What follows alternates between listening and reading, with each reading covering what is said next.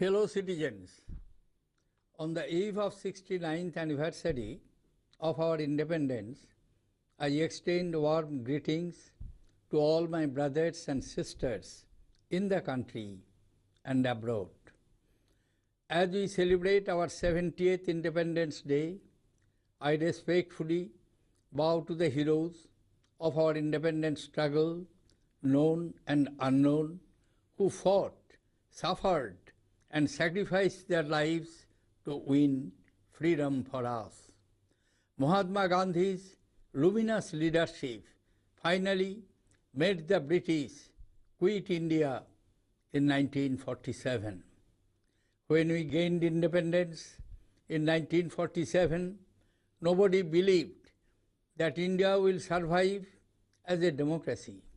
Yet, 7 decades later, 1.25 billion Indians, with all their diversity, have proved these forecasts wrong. This strong edifice of democracy, built by our founding fathers on the 4 pillars of justice, liberty, equality, and fraternity, has withstood several threats from both within and without, and has grown from strength to strength. Fellow citizens, this is for the 5th time that I speak to you on the eve of Independence Day. In the past 4 years, I have seen with some satisfaction a stable and progressive democracy in full play, with peaceful transfer of power from one party to another, from one government to another, and from one generation to another. Notwithstanding the different hues of political thought, I have seen the ruling party and the opposition coming together in pursuit of national agenda of development, unity, integrity, and security of the nation. In the just concluded session of Parliament, the passage of the Constitution Amendment Bill for the introduction of GST amidst non-partisan and quality parliamentary deliberations is reason enough to celebrate our democratic maturity. In these 4 years, I also saw with some disquiet forces of divisiveness and intolerance trying to raise their ugly head. Attacks on weaker sections that militate against our national ethos are aberrations that need to be dealt with firmly. The collective wisdom of our society and our polity gives me the confidence that such forces will remain marginalized and India's remarkable growth story will continue uninterrupted. The safety and security that we provide to our women and children determines the well-being of the state and society.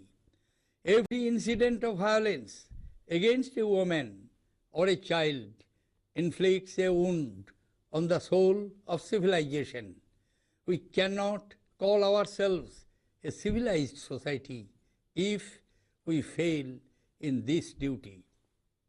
Fellow citizens, democracy is more than periodic exercise of choices to elect the government. The great tree of liberty requires constant nourishment through the institutions of democracy. Disruptions, obstructionism, and unmindful pursuit of a divisive political agenda by groups and individuals lead to nothing but institutional travesty and constitutional subversion. Polarizing debates only deepen fault lines in public discourse. Our Constitution is not only a political or legal document, but also an emotional, cultural, and social contract. My distinguished predecessors, Dr. Sarvapalli Radhakrishnan, had said on the eve of Independence Day 50 years ago, and I quote, "We have adopted a democratic constitution. It helps us to maintain our individuality in the face of mounting pressures for standardized thinking and action. Democratic assemblies serve as safety valves for social tensions and prevent dangerous explosions. In an effective democracy, its members should be willing to accept law and lawful authority. No man, no group can be his or its own lawgiver." Unquote. The Constitution has clearly defined the duties and responsibilities of every organ of the state. It has established the ancient Indian ethos of Maryada as far as authorities and institutions of state power are concerned. The spirit of the Constitution has to be upheld by adherence to this Maryada by the functionaries in the discharge of their duties. Fellow citizens, one unique feature that has held India together is our respect for each other's culture, values, and beliefs. The very essence of plurality lies in cherishing of our heterogeneity and valuing our diversity.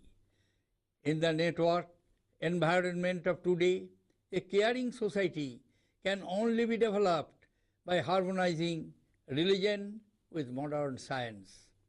Swami Vivekananda had once observed, and I quote, "What is needed is a fellow feeling between the different types of religion, seeing that they all stand or fall together, a fellow feeling which springs from mutual respect and not the condescending, patronizing, niggardly expression of goodwill." Unquote. It is true, as was pointed out in a famous speech made on this very day, 69 years ago, by Pandit Nehru, that in a nation's history, moments come when we step out from the old to the new, when the soul of a nation finds utterance.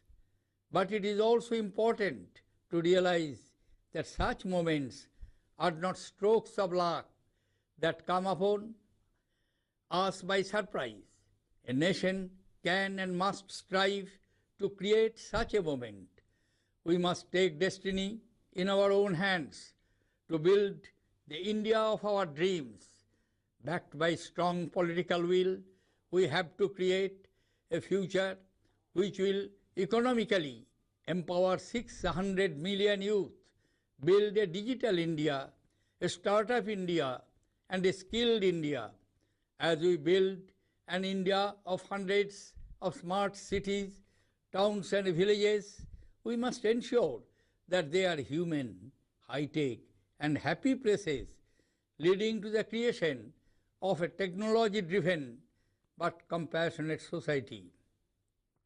We should promote and reinforce a scientific temper by questioning our beliefs which are not compatible with scientific way of thinking.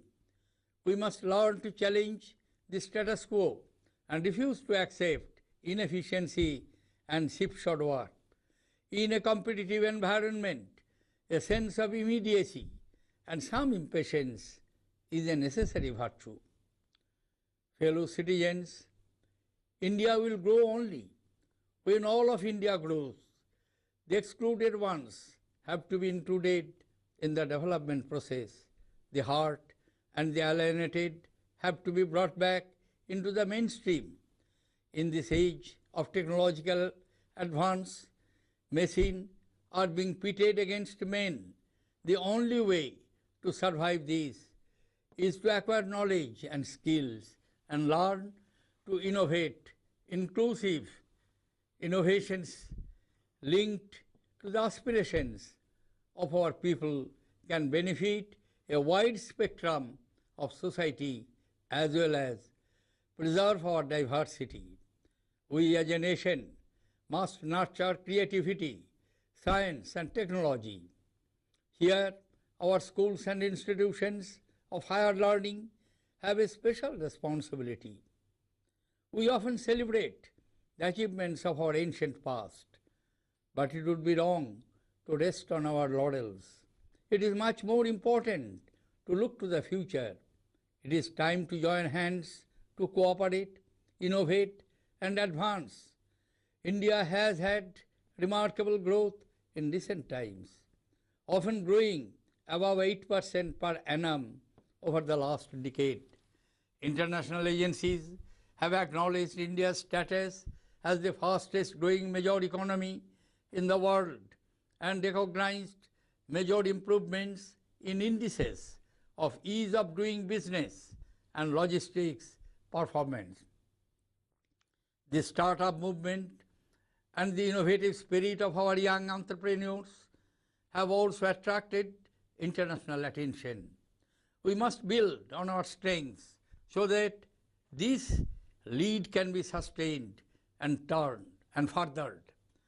A normal monsoon this year gives us reason to cheer, unlike the past 2 years when below normal rains created agrarian distress. The fact that despite 2 consecutive drought years, inflation has remained below 6% and agricultural output has been stable is a testimony to our nation's resilience and to how far we have progressed since independence. Fellow citizens, our foreign policy has shown considerable dynamism in recent times. We have reinvigorated our historic bonds of friendship with traditional partners of Africa and Asia Pacific. We are in the process of forging new relationships based on shared values and mutual benefit with all countries, especially our immediate and extended neighborhood. There will be no stepping back on our neighborhood first policy. Close bonds of history, culture, civilization, and geography provide the people of South Asia with an extraordinary opportunity to carve out a common destiny and to march together towards prosperity. This opportunity must be seized without delay. India's focus in foreign policy will remain on peaceful coexistence and harnessing technology and resources for its economic development. Recent initiatives have enhanced energy security, promoted food security, and created international partnerships to take our flagship development programs forward. The world has witnessed a spate of terror activities having their roots in radicalization of people on the basis of religion. These forces, apart from killing innocent people in the name of religion, also threaten to disturb geopolitical divides, which could prove disastrous for world peace. The inhuman, mindless and barbaric modus operandi of such people have been visible in France, Belgium, United States, Nigeria, Kenya, and closer home in Afghanistan and Bangladesh recently. These forces now pose a danger to the entire community of nations. The world will have to fight them unconditionally and in one voice.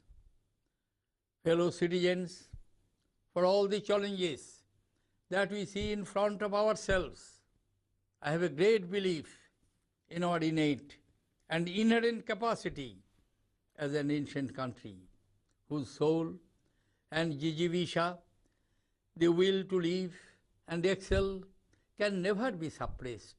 Various forces, external as well as internal, have tried to smother this soul of India over millennia, but every time this soul has emerged more powerful and more glorious, having neutralized, assimilated, and incorporated every challenge that it faced.